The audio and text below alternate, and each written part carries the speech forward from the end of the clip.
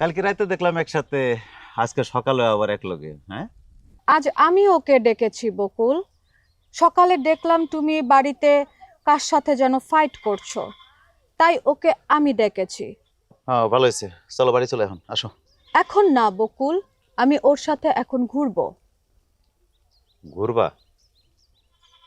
ঠিক আছে, আমি তোমার ঘুরাইতেছি, আসো চলো। না বকুল, আমি ওর সাথেই যাই। কেন, আমার সাথে গেলে সমস্যা কি? সমস্যা নেই, আসলে তুমি ইদানিং অনেক বেশি অ্যাংরি হয়ে থাকো, আর সবাই বলছিল তুমি নাকি কি একটা ফাটাফাটি হয়ে গেছো। হ্যাঁ, এগুলো সব তোমাকে লেগে হইতেছে। এই তোমরা সবাই মিলে আমার মাথাটা নষ্ট করতেছে। না গুরু, আমি নির্দোষ, আমি কিছুই করিনি। হ্যাঁ, চিলে এদিকে আসো।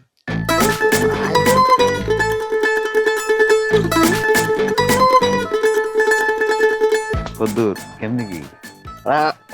আমি শিক্ষাটা হেলার উপর আমি প্রয়োগ করছি আর কি। কি শিক্ষাটা আমি শিখেছি আপনাদের? পটানির আচ্ছা, মোটামুটি লেভেলের আমি হেলারে ফুটালছি। বুঝলাম, একটু বুঝাই কবি।